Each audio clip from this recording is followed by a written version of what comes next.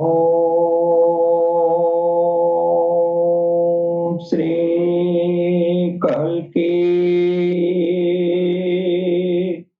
वैष्णवे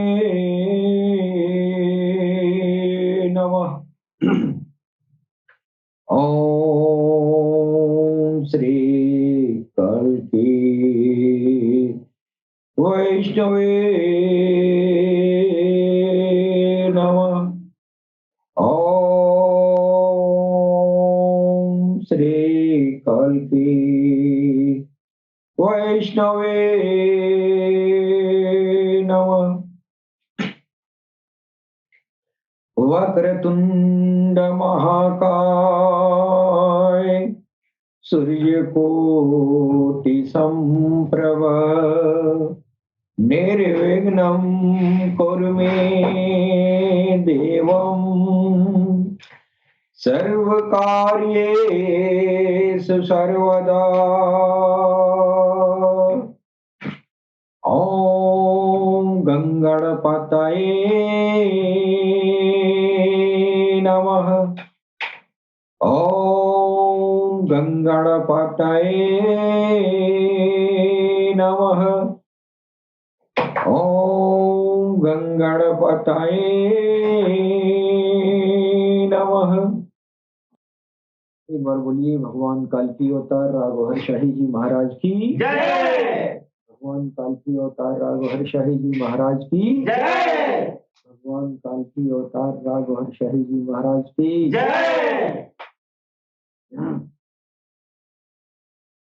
सर्वप्रथम हम अपने भगवान सदगुरु सैयदी यूनुस गौहर की चरण कमलों में भगवान बुद्ध की धरती से मैं कोटि कोटि नमन करता हूँ। तत्पश्चात हमारे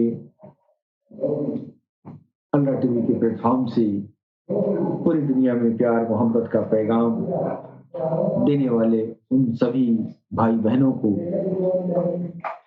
मैं सर नवाकर प्रणाम करता हूँ।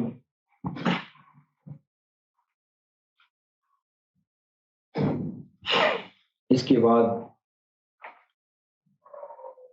अल्लाह टीवी ऑल इंडिया हावर के सौजन्य से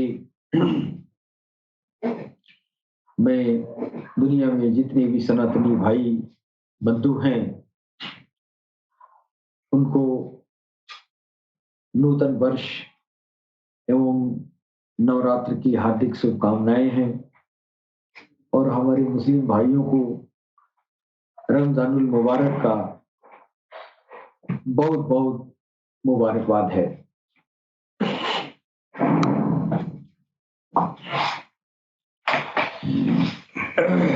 दोस्तों, जीवन की सुगमता, जीवन की सार्थकता, जीवन की सफलता और जीवन की फलदायी यात्रा के लिए भगवान कालकी अवतार की पहचान करें। हर धर्म के, हर समुदाय के लोगों से मेरा अपील है, अपने अपने दीन धर्म के जो ग्रंथ हैं उनकी रोशनी में भगवान कालकी अवतार, इमाम मेहदी, मैत्रेय, बुद्धा, तीर्थंकर, उदखिल, समाबिल, जो एक ही हस्ती का नाम है, इस हस्ती की तलाश पूरी इंसानियत से अपील किया जाता है कि अपने अपने किताबों की रोशनी में भगवान कालकी अवतार की शनाख्त करें जी और उनके आध्यात्मिक प्रलाप ग्रहण करें जिससे आपका यह लोक सुखी, परलोक सुखी, ये जीवन भी सुखी होगा और पारलौकिक जिंदगी भी संवर जाएगी जी। भगवान कालकी अवतार चाहे जिस भी कौम में हो, जिस भी धर्म में हो जी, धर्म हमारे जिस्म के लिए है लेकिन भगवान कालकी अवतार सबके लिए होंगे। भगवान कालकी अवतार आत्माओं का धर्म लेके आएंगे और उनका धर्म प्रेम धर्म है, उनका धर्म इश्क है। जी बिल्कुल। और इश्क प्रेम धर्म में सारे धर्म समाहित होते हैं, तो प्रेम धर्म का निर्माण होता है। जी प्रेम धर्म ऊपर था, हम सब हिंदू हैं, मुस्लिम हैं, सिख हैं, ईसाई हैं, लेकिन हम सबको बनाने वाला जो परम पिता परमेश्वर है, हम सबका धर्म हिंदू मुसलमान हो सकता है भी, लेकिन ईश्वर का धर्म है वो प्रेम धर्म है। जी ईश्वर न हिंदू है न मुसलमान और न सिख है न ईसाई, ईश्वर प्रेम है। जी तो भगवान काल की अवतार जब इस दुनिया में आपकी आमद होगी तो पूरी इंसानियत उनके आध्यात्मिक प्रलाप को ग्रहण करेगी। क्यों? इसलिए वो किसी धर्म को लेकर नहीं चलेंगे, वो किसी धर्म की पैरोकार नहीं होंगे, वो किसी धर्म को झुठलाने नहीं आएंगे। उनका बस एक ही संदेश है, जिस धर्म में आप हैं उसी धर्म में रहिए, अपने अपने दिलों को अपने अपने रब के नाम से चमकाइए। तो इसी क्रम में हम भगवान काल की अवतार की पहचान कराने की कोशिश हम अपने इस ऑल इंडिया हावर के प्लेटफॉर्म से करना चाहते हैं। गत दिनों में सारी इंसानियत को भगवान काल की अवतार की जो शनाख्त है, अब हम अपने हिंदू स्क्रिप्चर की रोशनी में करने की कोशिश करते हैं। तो हमारे तमाम सनातन धर्म के प्रकांड पंडितों ने अपनी किताबों की रोशनी में जो शनाख्त किया है उसके बारे में हम चर्चा करते हैं। कल के अवतार के बारे में वर्णित सारी विशेषताएं हजरत मोहम्मद मुस्तफ़ा सल्लल्लाहु ताला अलैहि वसल्लम से साम्यता रखती हैं। जो सनातन धर्मों में जो उनकी तारीफ, जो उनकी प्रशंसा, जो उनका कद काठ और जन्म तारीख और क्षेत्रीय वर्णन जो हुआ है, ये सब कुछ जो है अक्षरशः जो है पैगंबर इस्लाम मोहम्मद मुस्तफ़ा सल्लल्लाहु ताला अलैहि वसल्लम से मिलता है। अगर वास्तव में आपको इस बात पर एतबार हो जाए, आप अपने धर्म ग्रंथों को पढ़ें, तो फिर एक बहुत बड़ी इश्काल से बच जाएगा इंसान, बहुत बड़ी नफरत से बच जाएगा, जो आजकल जो है ये जो है दौर आत्मघाती हो गया है। वो इसलिए है कि हम अपने अपने दीन धर्म की असलियत को नहीं समझते हैं और सुनी सुनी बातों पर इत्तेफाक करके एक दूसरे से दुश्मनी कर बैठते हैं। संस्कृत के एक बहुत बड़े विद्वान गुजरे हैं, डॉक्टर वेद प्रकाश उपाध्याय का चर्चा मैंने बारहा में करता आया। एक और विद्वान हुए हैं संस्कृत के, डॉक्टर M.A. श्रीवास्तव और डॉक्टर धर्मवीर उपाध्याय का कहना है कि हजरत मोहम्मद मुस्तफ़ा सल्लल्लाहु ताला अलैहि वसल्लम ही कल की अवतार हैं, जिनकी सभी लोग अब तक प्रतीक्षा कर रहे हैं। लेकिन इन विद्वानों को इस बात की इत्तला नहीं थी। शनाख्त तो इन लोगों ने सही किया है, लेकिन आखिरी दौर में एक इस्लाम में आया कि आखिरी दौर में एक हस्ती और आएगी जिसका नाम इमाम मेहदी अस्सलातु वस्सलाम होगा। तो शनाख्त इमाम मेहदी के नाम से हिंदू स्क्रिप्चर में नहीं है, लेकिन सच्चाई यह है कि जो काल की अवतार होंगे वही मेहदी होंगे। इसलिए कि पैगंबरों का आना मोहम्मद रसूलुल्लाह तक खत्म हो जाएगा, उसके बाद से कोई पैगंबर नहीं आएगा। लेकिन जो मेहदी आएंगे वो पैगंबर तो नहीं होंगे, वो जो है संत भी नहीं होंगे। फिर उनकी अजमत क्यों इतनी बड़ी है? दुनिया में सबसे बड़ी अजमत तो जो है पैगंबरों की हुई, अवतारों की हुई, लेकिन जो वो मेहदी होंगे वह जो है वो नबी नहीं होंगे, पैगंबर नहीं होंगे और वली भी नहीं होंगे, ऋषि भी नहीं होंगे। आखिर होंगे क्या? और इतनी बड़ी हस्ती क्यों है?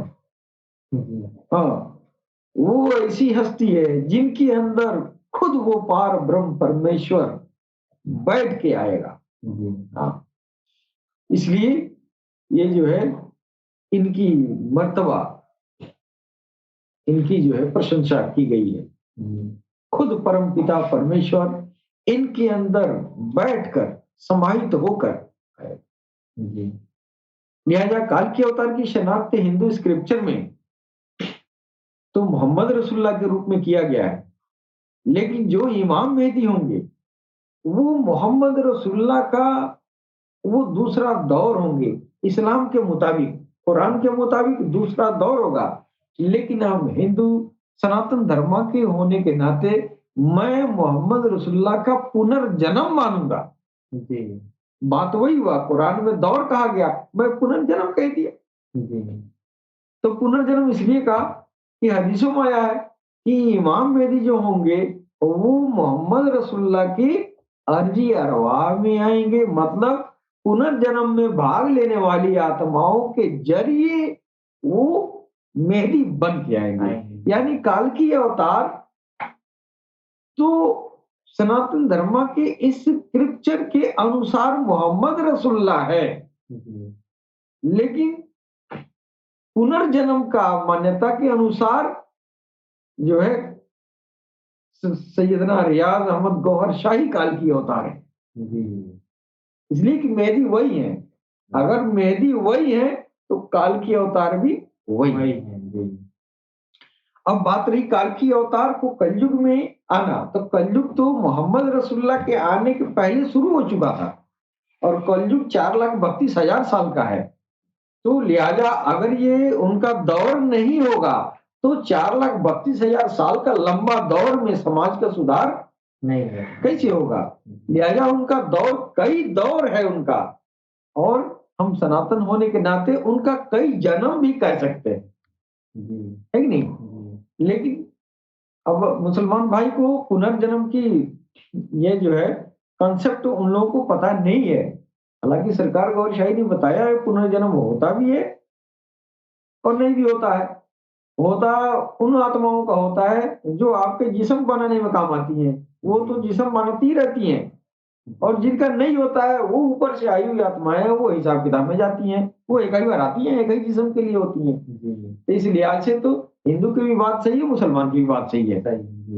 अब ये बात आम लोगों के बीच में नहीं था, इसलिए एक इधर खींचता है पुनर्जन्म नहीं होता है, एक कहता है होता है। लेकिन अब ये जो है ये झगड़ा सरकार ने फरियाद दिया कि यार तू भी सही है, तू भी सही है, जो असल बात है वो तुम भी नहीं जानते, तुम भी नहीं जानते, नहीं दोनों कौम नहीं जानती, सरकार ने बताया है।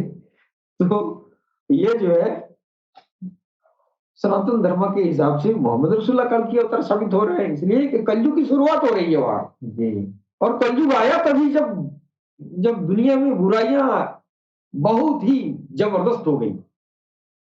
आज कितना बुराई है तो उतना नहीं था जो मोहम्मद रसूलुल्लाह के आने के पहले जो था। उस समय तो जिंदा अपने बच्चों को जो है जमीन में गाड़ देते थे, बेटियों का बाप कहलाने में शर्म आती थी लोगों को, चोरी चमारी हत्या आम था। आज तो कानून जगह जगह पूरी दुनिया में कानून बना है, कानून के ऊपर चल रहा है, तो भ्रष्टाचार तो है, लेकिन उस तरह नहीं है, फ्री नहीं है। उस दौर में फ्री था।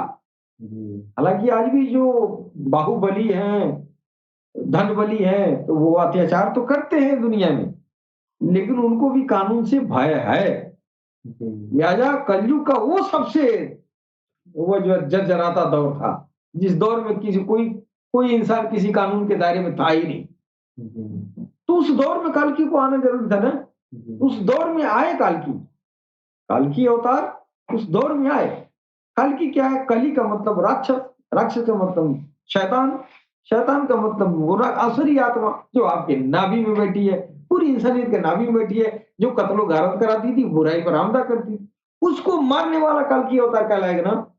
तो उसको जो है शैतान से बचने के जो तरीके बताए, जो लोगों का मदद किए, वो मोहम्मद रसूलुल्लाह थे। तो कली को मारने वाला कल्कि अवतार होगा। कली से के जंजीर से, यानी शैतान के जंजीर से इंसानियत को छुड़ाने वाला कल्कि अवतार होगा। है कि नहीं? तो कल्कि अवतार उस समय जब इंसानियत कली के हाथों में जकड़ गई, यानी शैतान के पूरी कब्जे में आ गई शैतान के, फिर उस समय मोहम्मद रसूलुल्लाह के रूप में कल्कि अवतार का आगमन हुआ। फिर उन्होंने शरीयत बनाया और शरीयत के अधीन लोगों को रखा। उस शरीयत, इस तरह का जो कानून है हर देश में, उसी तरह का उस दौर के लिए जो शरिया लागू था, वो शरीयत उस दौर के लोगों को अनुशासित करने के लिए आपने बनाया। उसी से, उसी कानून के दायरे में शैतान फंस गया। तो कुछ दिन तक चला, लेकिन फिर उनके जाने के 100, 200, 400 साल के बाद से फिर शैतान कली ने हमला किया। फिर उन्हीं की कौम में जो इस्लाम धर्म का उन्होंने स्थापना किया था, उसी में फसाद फैलाया और लोगों को कत्लो गारत कराया। उसके बाद से फिर जो है गौ से पाक रजी अल्लाह ताला अनहु जैसी एक हस्ती जमीन पर, इराक के जमीन पर आपकी आमद हुई। फिर उन्होंने, फिर उनके जो शरीयत थी, जो धर्म की धार्मिक कानून था, फिर जो है कली के विरुद्ध उस कानून का इस्तेमाल करना शुरू किए। फिर कुछ दिनों तक जो है 200-400 साल, 400 साल या 500 साल के तकरीबन, फिर इस्लाम का जो कानून था बिजिंदा हुआ। है कि नहीं? अब फिर जो है, अब वो 150 साल हो गया। अब 1500 साल के बाद फिर ये बुराइयां धर्मों में आ गई। धर्मों में आ गई। अब इस दौर में कौन सुधारेगा? फिर वही मोहम्मद रसूलुल्लाह का अर्जी आत्माएं, पुनः जिस्म का निर्माण किया गया उन्हीं आत्माओं के जरिए। सबकी आत्माओं का पुनर्जन्म हुआ, लेकिन उनका पुनर्जन्म इसलिए हुआ कि मेहदी का शरीर जिस्म बनाया जाएगा। इसलिए मोहम्मद रसूलुल्लाह कल्कि अवतार का पहला दौर, उनका जिस्म कब्र अनवर में मौजूद था, सही सलामत। इसीलिए लोग कहते हैं हक नबी हयातुन नबी, लेकिन इसका मतलब कोई नहीं समझता मुसलमान भाई, हक नबी हयातुन नबी। नबी हयात में कैसे हैं? वो नबी को जाना ही नहीं है यहाँ से। कल्कि अवतार चले जाएंगे तो फिर सब कुछ खत्म हो जाएगा। कल्कि अवतार तभी भी थे, अभी भी है। है कि नहीं? आने के पहले कलयुग शुरू हुआ, तभी से कल्कि का आना हो गया, और तब से कल्कि मौजूद है। दौर समय समय पर बिगाड़ पैदा होगा तो वो आएगा। समझे कि नहीं? यदा यदा हि धर्मस्य ग्लानिर्भवति भारत अभ्युत्थानम धर्मस्य तदात्मान सृजाम्यहम्। ये भगवत गीता में कहा जा रहा है कि वो जब जब जो है लोग पातकी बनेंगे, तब तब वो आएगा। अब वो आएगा तो आप तो तस्वीर बना लिए हैं कि वो आएगा तो हम पहचान जाएंगे। इसलिए हम पहचाने हैं कि मोर का पंख लगाए थे, है ना? तुम मोर का पंख लगाएंगे, हम छीन जाएंगे।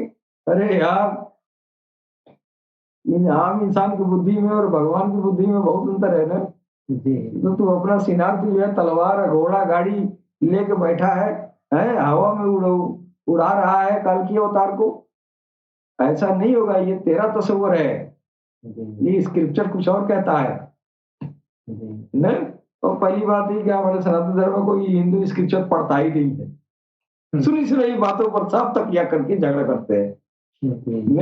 असल में जो स्क्रिप्चर पढ़ेगा, अपने धर्म ग्रंथों को पढ़े, तो कभी भी नफरती बाज नहीं होगा, और कोई भी नहीं होगा। इस्लाम में भी जो है, मुसलमान भी कहाँ पर किताब को पढ़ते हैं? मौलवी साहब ने पढ़ दिया, ये कान से सुन लिया, जो उन्होंने कह दिया लेके उड़ गया।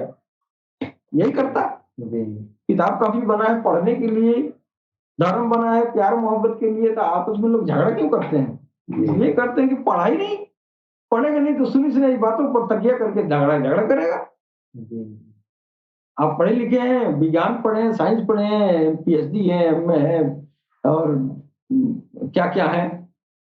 आप अपना जिस धर्म में, उस धर्म का किताब तो पढ़ लें, तब झगड़ा करें आप पढ़ लेंगे तो झगड़े में नहीं करेंगे, सही से पढ़ लें तब। आजकल तो पढ़ाने वाला दोनों तरफ फसादी है, शैतान कब्जे में उसके दिमाग को पकड़ लिया है, इधर मौलवी को इधर पंडित को जकड़ के रखा है शैतान। उनको पता ही नहीं है कि कौन में उनको झगड़ा है, उसको पता ही नहीं है। उस शैतान की फिलॉसफी निकाल दिया है। ये जो है हमारे सनातन धर्म में तो शैतान की ये जिक्र ही नहीं है, ये पाठ ही निकाल दिए हैं सब। कभी जिक्र करते हैं कि हमारी ये आत्मा, नाभि आत्मा जो है ये शैतानी आसुरी आत्मा है, कभी नहीं कहते। असुर को लोग जो है कोई लोगों के जान में ख्याल बैठा देते हैं, कोई दैत्य टाइप का होगा, वो असुर होगा, है। दैत्य अंदर बैठा है, वो अदृश्य प्राणी है, सूक्ष्म प्राणी है, उसके बहुत सारे चेले चपाटी है, बहुत फौज है उसके पास, उसको दैत्य कहा जाता है। लोग जो है भ्रमित कर दिए हैं, इस तरह का आध्यात्मिक अर्थ तो किसी ने बताया नहीं। लोगों को जो है सीधी सीधी बात बता के लोगों को गुमराह कर दिया गया है। तो कल की अवतार वही है जो कली को मारने वाला होगा, कली को सुधारने वाला होगा। कल की अवतार को धर्म से मतलब नहीं है, किसी धर्म के वो बंधक में नहीं है। कल की अवतार कल की अवतार के सारे धर्मों के लोग मोहब्बत करेंगे और सारे धर्मों के लोग नफरत भी करेंगे, इसलिए कि जिसके शैतान जिसको कब्जे में ले लिया है वो कल के अवतार से नफरत करेगा जी, नफरत करेगा। और वो हिंदू भी करेगा, मुसलमान भी करेगा, इसलिए कि वो किसी धर्म के तो है नहीं, उनका मसला कुछ और है। वो तो सबसे प्रेम करने वाले हैं, प्रेम फैलाने वाले हैं। जो प्यार के दुश्मन है वो हिंदू, मुस्लिम, सिख, ईसाई कोई भी होगा, प्यार का दुश्मन कल्कि की बात नहीं मानेगा जी, फिर वही जहन्नम के अधिकारी होगा जी। इसलिए अब ये कल्कि जो है ऐसी जात आखिरत में आई है जिसका आप इनकार कर ही नहीं सकते, जिसका चेहरा चांद में लगा दिया गया है। और कुरान कह रहा है कि हम अपनी निशानियां, अल्लाह कह रहा है कि मैं अपनी निशानियां दिखा रहा हूं, वो मेरी निशानी है। तो अल्लाह की निशानी मार्शल्लाह है, वो ऐसा कानून है इमरजेंसी का जी। उस कानून को नहीं मानने वाला तो ऑन द स्पॉट, जैसे इमरजेंसी लगती है तो इमरजेंसी में कोई सोर्स फोर्स नहीं लगता है, ना टाइम लगता है कि नहीं। उसी तरह वो भगवान ने कह दिया वो मेरी निशानी है, और ये निशानी तेरे जानों में और आसमानों में दोनों जगह होगा। तुम कैसे इनकार करेगा? तेरा दिल तेरे रब के नाम से धड़कना शुरू होगा उस चांद वाली तस्वीर को देख के। तो चांद वाली तस्वीर को देख के कोई राम राम कहता है, उसका दिल धड़क उठता है, जारी हो जाता है राम राम से।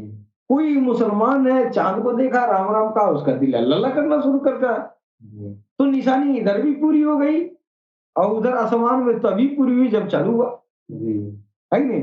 चेहरा तो सरकार गौहर शाही का दिखाई दे रहा है, ऊपर तो पहचान आप इनकार कर नहीं सकते है, और नीचे उसको देख के इधर पड़ रहे थे, इधर भी जारी हो जा रहा है।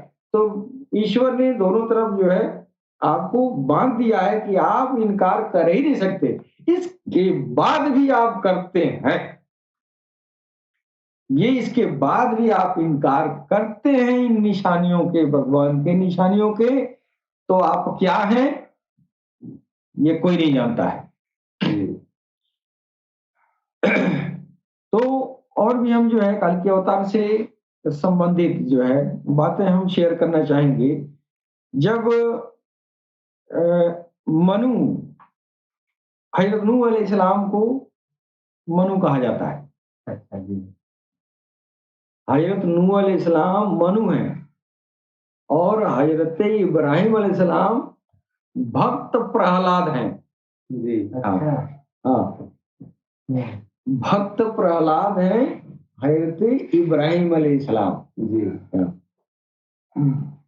बहुत पुरानी बात है ना, आज की बात तो है नहीं, ये तो हजारों हजारों साल है, ये कम से कम 10,000 8,000 साल 7,000 साल 8,000 साल पहले 7,500 8,000 साल तो आदम सफीउल्लाह हुए थे। जी, यानी वो आदम वो आदम थे जो जिनको जो है हिंदू सनातन संस्कृति में ये जो है अर्धनारीश्वर कहा गया है। अर्धनारीश्वर यानी शंकर भगवान का आधा पार्वती जी का देह दिखाया है, आधा शंकर जी का, यानी आधा स्त्री आधा पुरुष। क्यों ऐसा दिखाया गया है इसकी तशरीह तो कोई कर नहीं पाएगा, लेकिन जिसने ये बनाया है, जहां से इसकी शुरुआत है, उसकी समझ कुछ और है।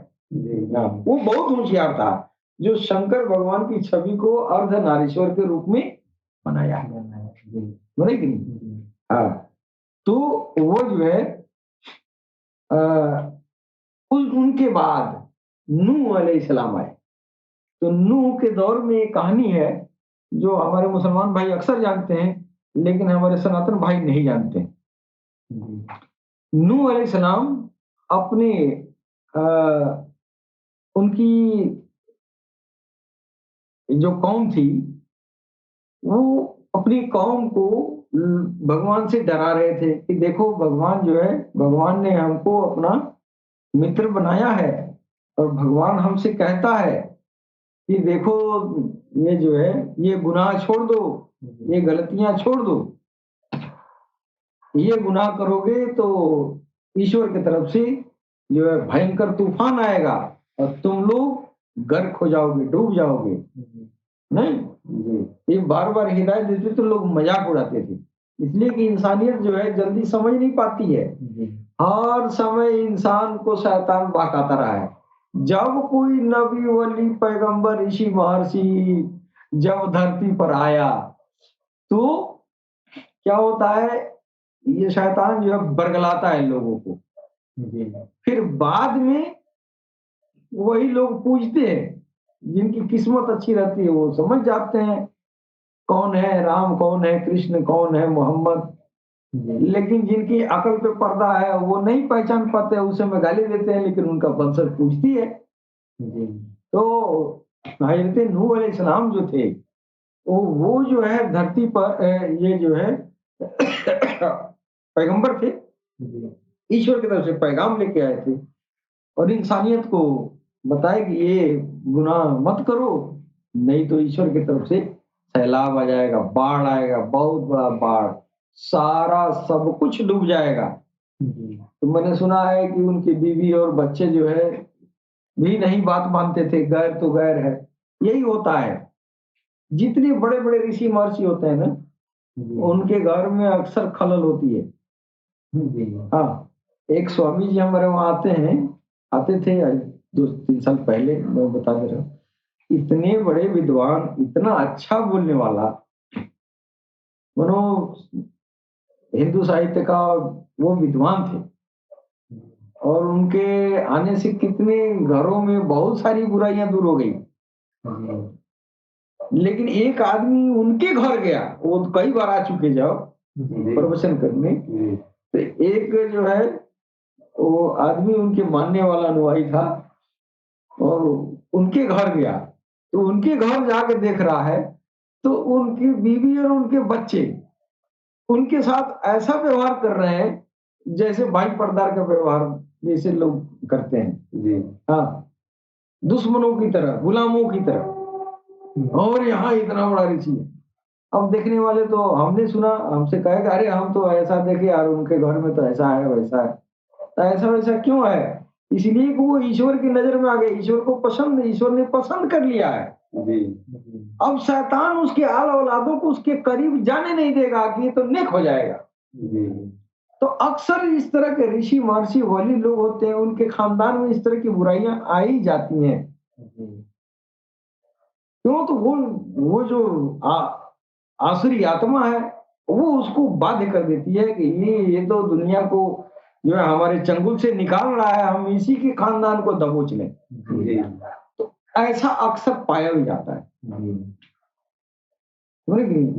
ऐसा मैंने बहुत नजीर देखा है। एक जगह मैंने और देखा, एक महात्मा संत जी हैं, उनके बाल बच्चे हैं, अभी हमारे पड़ोस के ही हैं, नाम नहीं रखना ठीक है, लेकिन मेरे सामने वो रो रहे थे, बहुत बड़ा भक्त आदमी। और वो ये औलाद ऐसा कि दुनिया का कोई नशा बाकी नहीं है कि वो न करता हो, और वो इतना पुजारी है। अब लोग जो है दुनिया वाले, देखने वाले तो इस बात को समझेंगे नहीं कि ये तो दुनिया को उपदेश देते हैं, उनके जो है ऐसा है वैसा है। असलियत ये है कि आसुरी आत्मा शैतान चाहता नहीं है कि इसके बदौलत दुनिया के इंसान जो है जितना ही दुनिया में नेकी फैलाएगा, ये राज बताएगा, भगवान से जोड़ेगा, तो सब मेरे हाथ से निकल जाएंगे। तो शैतान अपने काम पर तैयार है, मुस्तैद है।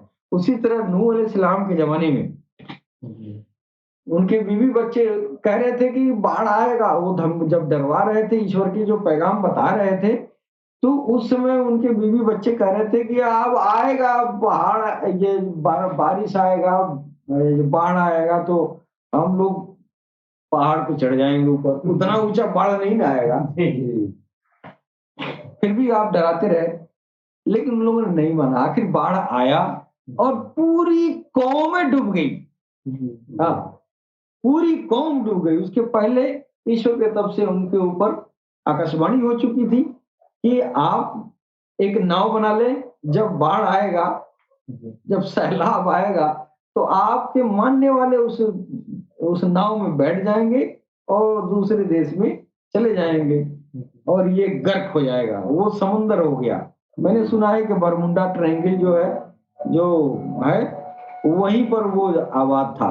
वो कौम समुंदर में आई, समुंदर है तो समुद्र में पहाड़ भी डूब सकता है ना, तो डूब गया। वही जब हिंदुस्तान के सरजमीन की तरफ बढ़े,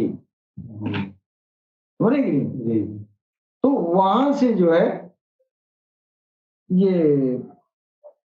हिंदू रस्म शुरू हुआ। तो नूह अलैहिस्सलाम जब आए यहाँ पे, तो यहाँ के लोग जो है आदम सफीउल्लाह, यानी वो अर्धनारीश्वर जो थे, जिनके शरीर से, आधे शरीर से हवा, माता हवा निकली थी, आधा उन्हीं के शरीर से निकली थी, इसीलिए उनको अर्धनारीश्वर कहा गया। समझ गए? हाँ, इसलिए कि उनके पसली से न, अब मुसलमान भाई कहते हैं कि आदम के पसली से जो है मवाद निकला और उससे जो है माता हवा का निर्माण हो गया। और हिंदू सनातन धर्म का शंकर भगवान अर्धनारीश्वर है। बात तो वही हुआ ना, वो कह रहा है पसली से निकला है, और ये कह रहा है कि आधा नारी आधा पुरुष है। तो बात वही हुई है कि नहीं? झूठे झगड़ा करते हैं सब, बेवजह का समझदारी किसी के पास नहीं है। तो यहाँ के लोगों ने समझा कि वो अर्धनारीश्वर ही है, आए हैं, इसलिए कि ये खबर थी नहीं कि सैलाब आया है और एक कौम में गर्क हो गई है नहीं। और उनकी शोहरत उसके पहले थी, पूरी दुनिया में शोहरत थी भगवान शंकर का, आदम सफीउल्लाह का, है कि नहीं? तो यहाँ के लोगों ने समझा वही है ना, तो उनका जो है वो साथ में गाय लेके आए थे, और ये जीवन का सारा सामान लेके आए थे, बकरी लेके आए थे। नाव पे ईश्वर का हुक्म था कि सब एक एक जोड़ा रख लेना। हाँ, तो उसमें सांप गुजर सब थे। हाँ, सब नस्ल की, जहां जाएंगे वहां फिर जो है वहां का इकोसिस्टम बन जाएगा, परिस्थिति तंत्र बन जाएगा। तो यहाँ आने के बाद ही ये हुआ। तो उनको जो है, अब सनातन धर्म में उनको जो है मनु कहा जाता है, और इंसान की उत्पत्ति मनु से मानी जाती है। वो मनु जो है उन्हीं को कहा गया। तो वो जो मनु है, उनके अनुयायी बाढ़ के बाद जब यहाँ आए तो वैदिक धर्म का अनुपालन करते थे। उस समय का जो उनका धर्म था वो क्या था? वैदिक धर्म था, है कि नहीं? हाँ, वो वैदिक धर्म क्या है? शंकर भगवान के ऊपर जो आकाशवाणी के रूप में जो बातें हुई थी, है कि नहीं, तो वो वेद है, वही वेद है। और वेद में भी मिलावट मच्छर क्यों हो गया? लिखने वाले के ऊपर जो है लिखने वाले के ऊपर इल्हाम होता है, तो वो तो खुद ही नहीं जानता है कहाँ से आ रहा है। बहुत से इल्हाम जो कलाम होते हैं, इल्हामी जो शायर होते हैं, जो कवि होते हैं, कबीरदास को क्या था, इल्हाम था सर।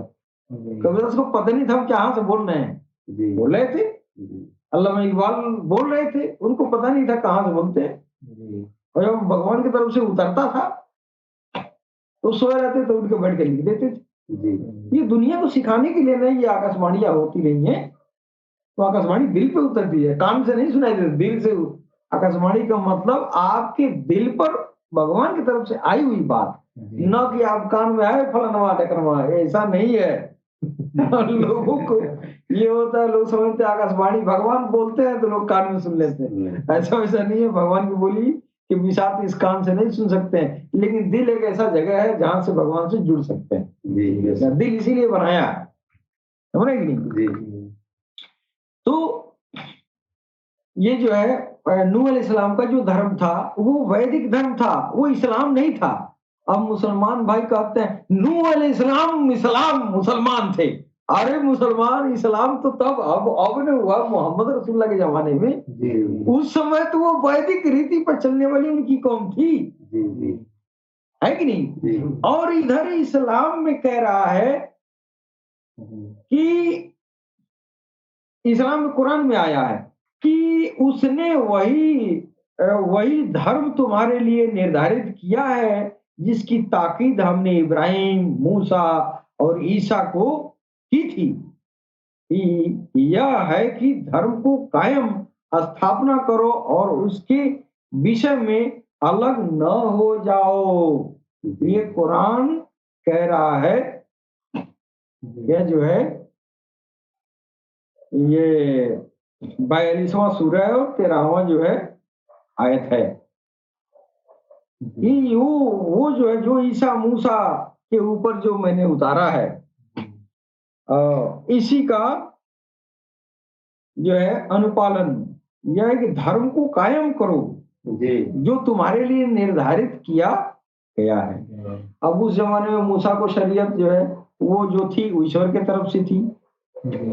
जो मनु आए तो उनका भी जो धर्म था वो ईश्वर के तरफ से ही था। ईश्वर के तरफ से है, हम और आप हिंदू मुसलमान सिख ईसाई बांट दिए, लेकिन जो ईश्वर के तरफ से है वो दरअसल जो है परिस्थिति के हिसाब से चेंजिंग आते गए। मूल रूप से वैदिक धर्म ही है इस्लाम, मूल रूप से वैदिक धर्म है। यानी मनु जो है, मनु जो नूह अलैहिस्सलाम थे वो उनका जिक्र कुरान में आ रहा है। यानी कुरान में जो भी पहले जो पैगंबर आए हैं उन सब का जो है वो उनके बारे में सूचनाएं देता है और उनको जो है हक यानी सही ठहराता है। उसी क्रम में लास्ट में मोहम्मद रसूलुल्लाह है। तो शुरुआत जो है मनु से हो रहा है, आखिरी मोहम्मद पे खत्म हो रही है, तो कल की अवतार काहे बांट दे रहे हैं, क्यों बांटेंगे? सिस्टम तो भगवान का एक के आ रहा है। अब तेरे अंदर नफरत बैठी हुई है तो उसका कौन दवाई है? वो तो कटने कटाने पर ही जाएगा। नफरत क्या करवाता है? विनाश। तो नफरतबाज विनाश करेंगे, हो जाएंगे। लेकिन अभी समय मुसलमानों से कहिएगा आप मूलतः इस्लाम वैदिक धर्म ही है, और एक डायरेक्ट हो जाएगा नाराज होकर। क्यों नाराज होगा? उसको मालूम नहीं है ना। हाँ, नूह अलैहिस्सलाम की बात करेगा, इब्राहिम अलैहिस्सलाम की बात करेगा, ईसा मूसा सब की बात करेगा, कहे सब इस्लाम में है। इस्लाम तो मोहम्मद रसूलुल्लाह लेके आए हैं। इस्लाम अलग नहीं है, उसी वैदिक धर्म का जो क्रम आ रहा है वो लास्ट क्रम जो है इस्लाम है। यानी है वही मूल रूप में वैदिक धर्म जी, तो अब जो है काल की अवतार कहा गया है सनातन धर्म में कि काल की अवतार आएंगे, पुनः वैदिक धर्म की स्थापना करेंगे। अब आखिरी में सरकार गौरशाही आ गए। जब सरकार गौरशाही आ गए तो ये कह रहे हैं कि हिंदू भी सही है, मुसलमान भी सही है, सिख भी सही है और सब यहूदी भी सब सही है, अपने अपने जगह पर सब हक है जी। अब आओ हम दिलों को मिला रहे हैं कैसे, तो ये अपने अपने दीन धर्म का में जो वर्णित भगवान का नाम है, अपने अपने प्रभु का नाम के जरिए अपने दिल को चमकाओ। सबके दिल उस ज्योति से, अपने अपने प्रभु के नाम की ज्योति से चमक उठेगा, सबके दिल नूरानी हो जाएंगे, सब आपस में भाई भाई हो जाएंगे, है कि नहीं? यानी भगवान की नाम की ज्योति, भगवान तो एक है, चाहे राम कहो चाहे अल्लाह कहो, भगवान तो एक ही है ना। जब भगवान एक है तो एक ही तरह का सिमरन होगा सबके दिलों में। जब एक ही तरह का सिमरन होगा तो एक ही तरह की ज्योति बनेगी ना। जब एक ही तरह की ज्योति बनेगी तो इंसान की प्रवृत्ति भी एक ही तरह की हो जाएगी ना। अब वैदिक धर्म स्थापना हो गया। यही है वैदिक धर्म कि भगवान के, वैदिक धर्म का मतलब एक ईश्वरवाद, एक ईश्वर का पूजा, एक ईश्वर में के तरफ जाना, एक ईश्वर की तरफ रहना, हाँ, और एक ईश्वर को अंदर धारण करना, यही वैदिक है, यही इस्लाम करता है। शुरुआत वैदिक रीति से नूह अलैहिस्सलाम से हुआ, है कि नहीं? तो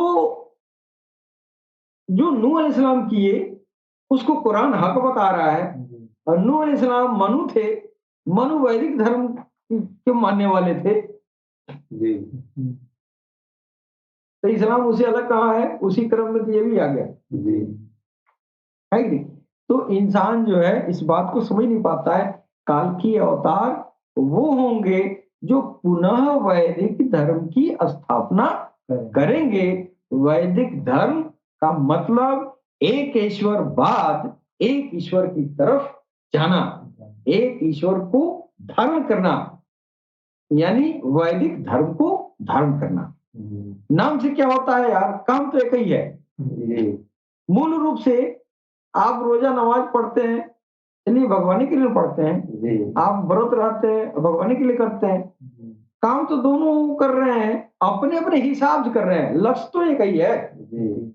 हम भी भगवान की तरह के लिए कर रहे हैं, आप भी भगवान के लिए कर रहे हैं। आप मेरे भगवान को अल्लाह कह रहे हैं, भाई अच्छी बात है, अपने जुबान में कहिए आप अल्लाह, हम अपने जुबान में राम कहेंगे, है कि नहीं?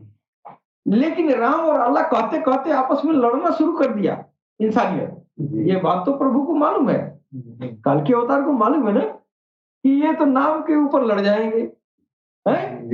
हाँ, व्रत और रोजा पर लड़ जाएंगे, टीका और टोपी पर लड़ जाएंगे। उनको मालूम है ना। तो जब मालूम है तो क्या कर रहा है, ऐसी तरकीब लेके आए हैं कि पूरी इंसानियत का दिल जो है मिल जाएगा, इंसानियत दिल से मिल जाएगी। अब आप बताइए, जो सरकार गौरशाही की जो ये सिस्टम है अल्लाह टीवी के जरिए, इस प्लेटफॉर्म पर दुनिया के हर देश के लोग तकरीबन हैं, है कि नहीं? किसी के दिल में किसी के प्रति कोई द्वेष भाव नहीं है, यहाँ तक कि अपनों से ज्यादा प्यार से मिला जाता है, जैसे अपने भाई बंधु से मिला जाता है, उस तरह का हमारे जो ईसाई भाई हैं, हमारे जो हिंदू मुसलमान भाई हैं, इतनी मोहब्बत से मिलते हैं लोग, और दिल में एक कतरे आप तो देखा है मुकेश भाई, आपने देखा ना कि आप जो बंबई गए थे, कितनी मोहब्बत से आपसे वो लोग मिले जो मुसलमान कहलाते हैं। आपको लगा कि हम गैर कौम में हमसे कोई नफरत कर रहा है? नहीं। क्यों नहीं? तो आपके दिल में वही ज्योति है जो उनके दिल में है, दोनों ज्योति मिल गई ना, दोनों का दिल जुड़ गया। इसलिए ये काल की अवतार ये तरीका अपनाएंगे कि सारे दिलों को एक ही रंग में रंग दो। और ये इसीलिए जो है नामदान का जो प्रचलन है, चांद और ये जो है चांद को देख के या सरकार गौरशाही की छवि को देख के आप अपने प्रभु का नाम लें और अपने दिल में प्रभु को बसाएं। आपके बस की बात नहीं है बसाना, आपके बस की बात नहीं है। वो काल की अवतार चाहेंगे तो आपके दिल में राम राम या अल्लाह अल्लाह जाएगा, वरना नहीं जाएगा। तो आपको अब आप कब चाहेंगे? आप जब ये जान जाएंगे कि यार ये तो मोहब्बत बांटने के लिए, सारी इंसानियत को मोहब्बत में पिरोने के लिए नाम दान लेना जरूरी है। ये और इसका स्रोत एक ही है, वो सिर्फ गौहरशाही, सिर्फ गौहरशाही। जिनका चेहरा चांद में भी है, जिन लोगों ने रूबरू देखा तो उन लोगों ने भी उनसे सिमरन लिया, और जिन लोगों ने चांद में देखा चांद से भी सिमरन ले रहे हैं। जिन लोगों ने हजरे अस्वद में देखा हजरे अस्वद से ले रहे हैं। जिन लोगों ने ख्वाब में देखा ख्वाब से भी सिमरन ले रहे हैं। बहुत लोगों को तो सरकार सपना में आके करें बोलो रा राम रा राम रा राम। तो अब आपको जो है स्रोत चारों तरफ, आप इनकार नहीं कर सकते हैं। अपने दिल को आपने क्यों नहीं चमकाया? आपका बहाना काम नहीं करेगा। अब बहाना काम नहीं करेगा, इसलिए अब काल्की अवतार के जो जो इनके कुत्ते हैं पूरी दुनिया में, हर धर्म में है, हर जगह, हर खित्ते में, और वो जोर जोर से भौंक रहे हैं। कुत्ता है ना तो भौंकेगा ही। और वो गौहर का कुत्ता है, वो भौंक रहा है पूरी दुनिया में, इतना शोर मचा रहा है, इतना शोर मचा रहा है कि अब आपको सुनना ही पड़ेगा। और कुत्ते की आवाज आपने नहीं सुना तो एक दिन आपको जवाबदेही होंगे। जैसा एक दिन ईश्वर पूछेगा कि कुत्तों की आवाज तुमको नहीं सुनाई दे रही थी? जो काल्की अवतार के कुत्ते थे। तो आप कहेंगे सुनाई तो देर देर मिलेगी, कान मैंने नहीं धरा। तो कान नहीं धरा तो क्या हो गया? चल हो गया ना। अब उसकी पारलौकिक जिंदगी को ऐसे खत्म हो जाना, इसलिए कि ईश्वर का कानून है। काल्की अवतार स्वयं परमपिता परमेश्वर नहीं है, काल्की अवतार के अंदर वो परमपिता परमेश्वर का जलवा बैठा है। नहीं? हाँ, इसलिए आप उनको अपने सपनों के मुताबिक आप मत खोजिए कि हवा में उड़ रहे होंगे। हाँ, इस हवाई जहाज के दौर में है कि नहीं? और जब मोहम्मद रसूलुल्लाह आए तो उस समय घोड़े की सवारी हो रही थी। कहाँ हो रहा है? काल्की अवतार जब दूसरा दौर आया, दूसरा उनका जब उनकी अर्जी आत्माओं के जरिए इस दुनिया में जब आए तो हवाई जहाज से चल रहे थे। कहीं जहाज से उतर रहे थे, कहीं भाषण दे रहे थे। ऐसे कुछ लोग देख रहे हैं कहीं जहाज से उतर रहे हैं सरकार गौरशाही, आप कहीं मंच पे बोल रहे हैं, किसी देश में कहीं बैठ के बात कर रहे हैं। ये काल्की अवतार को आप जो है, आप हमारे सनातन के लोगों के ये दिमाग में ये बैठ गया, वो एक ऐसा इंसानी शक्ल में एक ऐसा हवा होगा, ऐसा इंसान के रूप में आएंगे जो बहुत तेज रफ्तार घोड़े पर सवार होके घूमेगा। किताब में तो लिखा ही है, सही बात है, लेकिन कैसे सही आपको पता नहीं है। तेज रफ्तार घोड़ा मोहम्मद रसूलुल्लाह को मिला था। हाँ, किताब में लिखा है उनको एक तेज रफ्तार का घोड़ा मिलेगा। वो घोड़ा उसी पर जिब्राइल अलैहिस्सलाम लेके आए थे। उस पर, उस तेज रफ्तार के घोड़े पर चढ़ के और मिराज पर गए, यानी ईश्वर के रूबरू सामने जाके मुस्कुराए।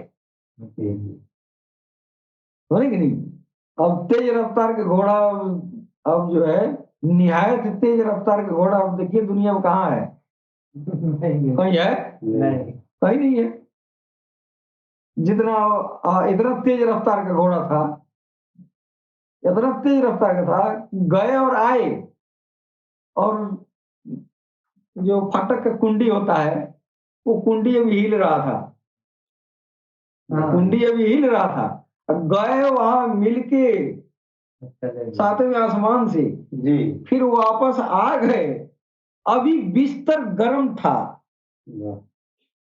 समझ रहे कि नहीं? तो ये आम इंसानियत के, मुसलमानों के दिमाग के बाहर की बात है।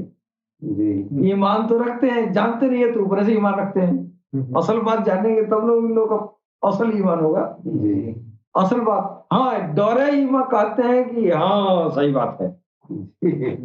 दौरे कहते हैं ईमान मत खरीद जा, लेकिन दिल उनका तस्दीक नहीं करता है, इसलिए कि वो जानता ही नहीं कि तरह तेज रफ्तार से गए, तेज रफ्तार से आए।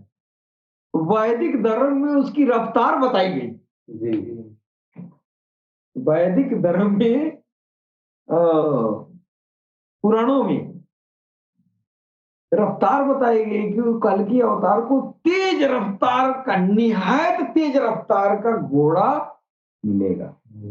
निहायत तेज रफ्तार का घोड़ा वही है जिस घोड़े पर बैठ के और आप ये मोहम्मद रसूलुल्लाह जो असली कल की अवतार है और कल के अवतार का पहला दौर है, उनको घोड़ा मिला था, वो तेज रफ्तार से गए थे। और इतनी रफ्तार इतनी तेज थी कि जाना और आना दुनिया की रीत से पलक का झपकना था। जाना और आना ये जो है पलक का झपकना अगर नहीं कहेंगे तो कुंडी हिल रही थी, इसका मतलब आधा मिनट मान ले, है कि नहीं? अगर आधा मिनट मान भी रहे, बिस्तर गर्म भी है, फिर ये मामला क्या है? अब ये इस मामले की हकीकत जानने के लिए हमारे सदगुरु से जो मिलेगा वो बता देंगे। हमको भी मालूम, हमको ईमान है पूरा, हमको इस बात पे ईमान है कि रसूलुल्लाह इस तरह गए और इस तरह आए। लेकिन हमारी किताबों में लिखा है निहायत तेज रफ्तार घोड़ा ईश्वर की तरफ से आता होगी, मिलेगा, है कि नहीं? तो ये जो है दरअसल इस्लाम में जो बातें हैं वो वैदिक धर्म में पहले से भविष्यवाणी कर दी गई है, लिख दी गई है। इसका मतलब वैदिक धर्म का रूपांतरण है इस्लाम, रूपांतरण ही है। और वैसे भी कुरान हमें जीवन के सर्वोच्च सिद्धांत को सिखाता है, जैसे अच्छा व्यवहार, सर्वव्यापी प्रेम और एकेश्वरवाद। हम इन्हीं चीजों की झलक वेदों में भी देखते हैं। इसके साथ ही हम अपनी वाणी पर विराम देना चाहेंगे।